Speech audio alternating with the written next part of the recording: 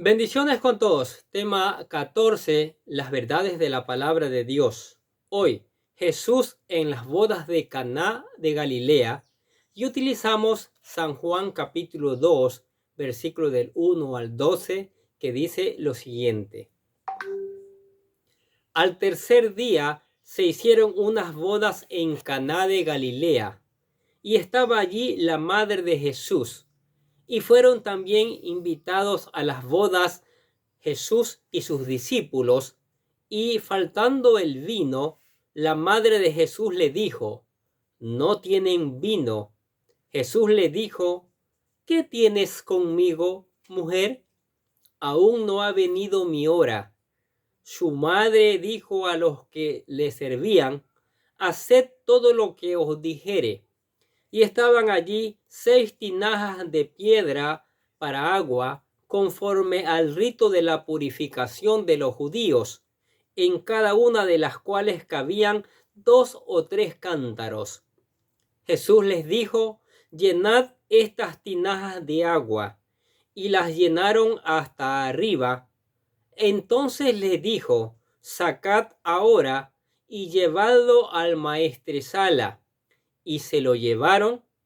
Cuando el maestresala probó el agua hecha vino, sin saber de dónde era, aunque lo sabían los sirvientes que habían sacado el agua, llamó al esposo y le dijo: todo hombre sirve primero el buen vino, y cuando ya han bebido mucho, entonces el inferior.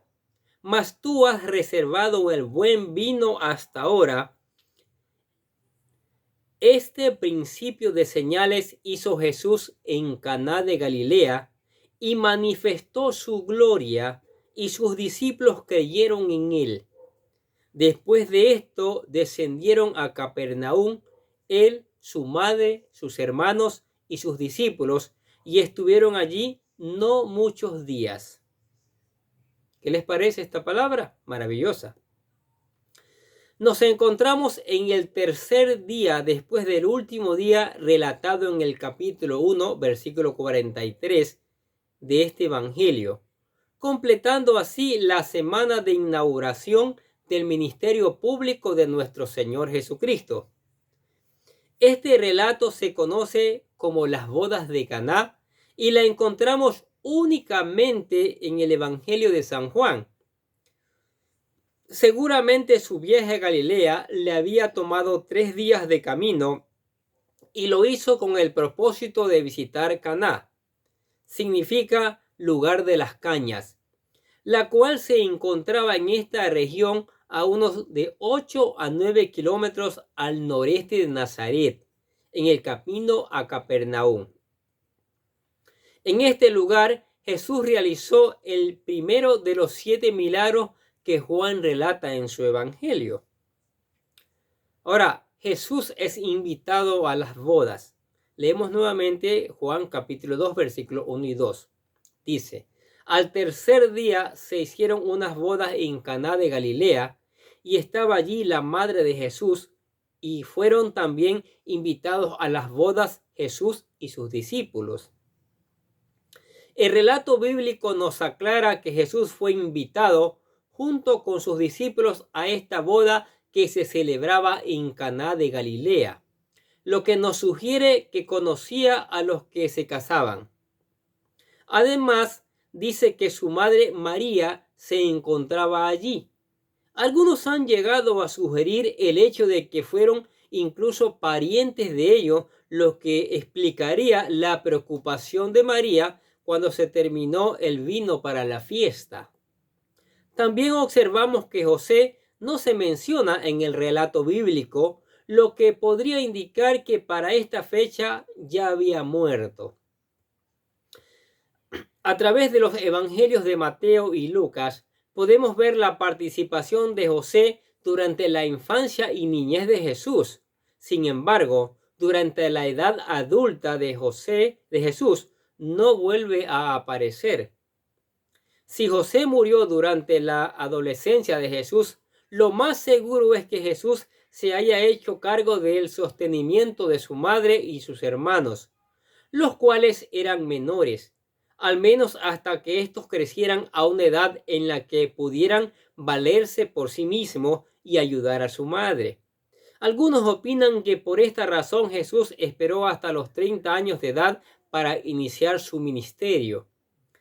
En la cultura judía, las bodas eran un evento muy especial y con gran significado. La celebración duraba todo el día y al anochecer eran acompañados con antorchas a través de las calles de toda la ciudad, donde eran felicitados por todos aquellos que los vieran y posteriormente se retiraban a su hogar, donde recibían visita de sus amigos y familiares durante toda la semana, los cuales los trataban como reyes. Solo el hecho de que Jesús haya sido invitado a las bodas nos indica que él tenía vida pública. No era un monje solitario encerrado en su monasterio, sino al contrario, amaba participar en los eventos sociales de su pueblo, y aquí lo vemos en una boda. Ahora el vino se escasea. Leemos nuevamente San Juan capítulo 2 versículo 3 al 5. Dice: y faltando el vino, la madre de Jesús le dijo: no tienen vino. Jesús le dijo: ¿qué tienes conmigo, mujer? Aún no ha venido mi hora. Su madre dijo a los que servían: haced todo lo que os dijere. Definitivamente las bodas eran una de las festividades más importantes en la vida de los judíos, y la hospitalidad de la nueva pareja se reflejaba en los preparativos de la fiesta. Ahora bien, el hecho de que el vino se hubiera terminado era un verdadero problema, ya que esto causaría que los nuevos esposos quedaran en vergüenza delante de todos sus invitados. Se ha sugerido que la razón por la cual el vino escaseó fue por los discípulos que acompañaban a Jesús, ya que ellos no se habían considerado en el presupuesto original. El vino era un elemento importante en todas las celebraciones judías. Lo consideraban un ingrediente especial para la alegría, aunque no para conducir a la borrachera, considerada como pecado y rechazada por los rabinos, ya que por cada 2 partes de vino se combinaba con 3 partes de agua. ¿Sí escuchó? Eso es muy interesante, porque se dice por ahí: no, si Jesús también tomaba porque hizo el agua en vino. Sin embargo, esto no significa que en muchas fiestas se pudiese producir las borracheras tal y como los griegos acostumbraban en sus fiestas. Ante el hecho de la vergüenza que pasaría la pareja de esposo, María se preocupó y le dijo a Jesús que no tendrían más vino. Posiblemente María sabía que Jesús podía obrar un milagro a favor de los nuevos esposos. Sin embargo, Jesús les respondió: ¿qué tienes conmigo, mujer? Aún no ha venido mi hora. Las palabras ¿qué tienes conmigo, mujer? Son una traducción literal del texto griego original, pero no nos permite conocer el tono en el cual fueron hechas. Las palabras ¿qué tienes conmigo? Eran muy utilizadas en conversaciones judías. Si se decían en forma airada, indicaban desacuerdo, pero si se decían en tono bajo y amable, significaban: ¿por qué te preocupas? Déjame que lo resuelva a mi manera. De igual forma, el título que Jesús usaba para referirse a María parece despectivo, ya que la llama mujer. Sin embargo, no lo es. La palabra mujer proviene del griego gune, el cual se utilizaba como un título de respeto a mujeres casadas. Por tanto, podríamos concluir que Jesús no estaba siendo malcriado con su madre, sino que le da la manera más amable. Él le dice que efectivamente puede hacer algo, aun cuando no haya llegado el momento de revelar su gloria. Por tal motivo, María les dice a los criados: haced todo lo que os dijere. Vemos aquí una escena donde la misma María sabía que el único que podía resolver el problema de este matrimonio era Jesús, y lo único que se necesitaba en un matrimonio para que tenga éxito es hacerlo todo de acuerdo a la voluntad, ya que para Dios el matrimonio es una institución santa que desea bendecir. Lamentablemente, vivimos en un mundo donde muchos matrimonios fracasan y terminan en divorcios, incluso dentro del mismo cristianismo. Por tanto, debemos poner nuestro matrimonio en manos de Dios desde el primer día y estar seguros de que la persona con la que nos casaremos es la que el Señor ha designado, porque lo que Dios une, nadie lo podrá separar. Ahora, el mejor vino para el final, dice el texto que leímos, ¿se acuerdan? San Juan capítulo 2, versículos del 6 al 12. El apóstol Juan le aclara a sus lectores griegos la razón por la cual estaban allí, las 6 tinajas de piedra para agua. De acuerdo a la tradición judía, cuando un viajero o visitante llegaba a la casa de una familia, parte de la hospitalidad consistía en ofrecerle agua para que se lavaran los pies, ya que estos se ensuciaban debido al polvo de las carreteras.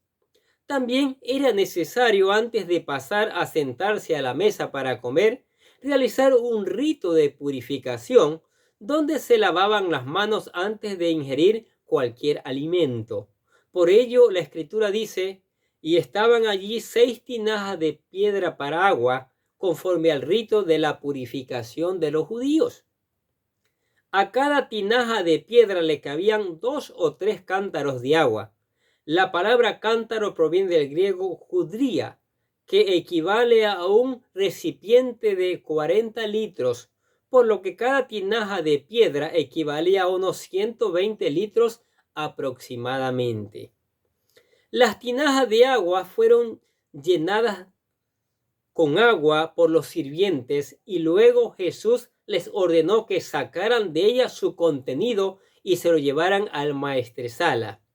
El maestresala no era más que el maestro de ceremonia, el cual quedó alusionado cuando probó el agua que se había convertido en vino, llamando así al novio y le dijo: todo hombre sirve primero el buen vino, y cuando ya han bebido mucho, entonces el inferior, mas tú has reservado el buen vino hasta ahora.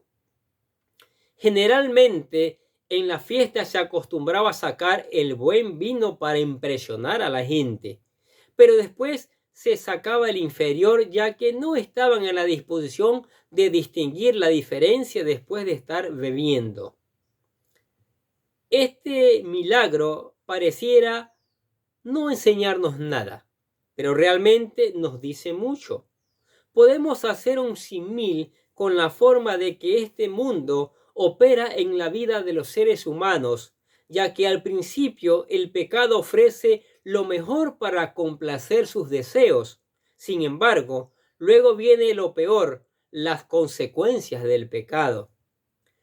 Por su parte, Dios le ofrece al hombre que se encuentra arruinado lo mejor de la vida después que éste la ha desperdiciado y probado el vino inferior. Solo Dios puede ofrecer el mejor vino en esta tierra, y eso es maravilloso. Juan nos dice que esta fue el principio de las señales que Jesús hizo en Caná de Galilea, con el fin de que creyeran en él como Mesías.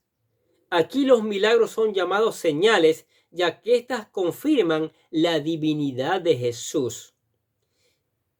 En este caso, Jesús muestra su poder creativo al convertir el agua en vino, lo que provocó que sus discípulos creyeran en él. Finaliza el relato diciendo lo siguiente: Después de esto descendieron a Capernaum, él, su madre, sus hermanos, sus discípulos, y estuvieron allí no muchos días. ¿Qué les parecen estas verdades de la palabra de Dios? Jesucristo convirtiendo el agua en vino. Es increíble. ¿Sí? Solo pide que llenen las tinajas y luego que le lleven una muestra al mayordomo, y es el buen vino que sale de esas tinajas. Es que de Jesús viene lo mejor. De Jesús, acuérdense que Él entregó su vida, derramó su sangre para salvarnos. Acuérdense que la palabra Jesús dice que todo aquel que viene a Él le da vida abundante aquí y mañana la vida eterna con Él en los cielos. Y eso es maravilloso. Ese es el mayor de los regalos, ¿sí? Él nos regala la vida eterna. Entonces, queremos que usted, si no se ha convertido, si no se ha hecho hijo de Dios, queremos que lo haga, que se convierta en hijo de Dios, ¿sí? Sin hacer caso a ningún tipo de religión, sino a la palabra. Por eso les presentamos la oración de fe para que usted la haga con todo su corazón y venga a ser parte de la familia de Dios. La oración dice así: querido Dios, sé que soy un pecador y que nada de lo que hago puede hacerme ganar el cielo o la vida eterna. Creo que Jesús murió por mí, derramando su sangre para lavar todos mis pecados para ser redimido, y que se levantó de la tumba al tercer día. Ahora mismo lo recibo como mi Salvador personal, confiando solamente en Él como mi único camino al cielo. Señor Jesús, séllame con tu Espíritu Santo y escribe mi nombre en el libro de la vida. Y le decimos al Padre Celestial: gracias por regalarme la vida eterna. ¿Qué les parece? Hizo la oración. Se convirtió en un hijo de Dios y eso es maravilloso. Ahora, lea la palabra. Siga escuchando los videos. Siga aplicando. Busque obedecer la palabra de Dios, ¿sí? Tenga tiempos de oración. Venga a la iglesia para que siga alimentándose de la palabra de Dios. Se haga hermanos, amigos con otros que también se están alimentando y juntos podamos crecer y conocer más al Señor. Amén. Oremos. Padre, te damos gracias por tu palabra maravillosa, tu palabra que nos bendice, tu palabra, Señor, que cada día nos enseña las verdades tuyas, Señor. Y por eso te agradecemos. También te agradecemos por tu amor, por tu misericordia y por las bendiciones tuyas que son maravillosas cada día, Señor. Te damos gracias por la iglesia. Bendícela, llénala de tu Espíritu Santo, Señor. Añade cada día a los que han de ser salvos, mi Dios. Y saca todo pecado, rebeldía, mentira, odio y haz una iglesia sin mancha y sin arruga. También te damos gracias por la familia. Bendice a la familia. Los padres, hijos, nietos, abuelos, que se levante una nueva generación, una familia que obedezca tu palabra, que honre tu palabra, que la ponga en práctica, Señor, para testimonio del mundo y para gloria tuya, Señor. También te damos gracias por los discípulos, por los amigos, por todos los que están escuchando la palabra de Dios. Que tu Espíritu Santo haga germinar trayendo fruto abundante. Y por eso te alabamos y te damos gracias en el nombre del Señor Jesucristo. Amén. Y a ustedes que escuchan la palabra cada día, los bendecimos en el nombre de Jesús y les rogamos que reenvíe esta palabra a otras personas. Que el Señor les bendiga. Tengan un día lleno de bendiciones.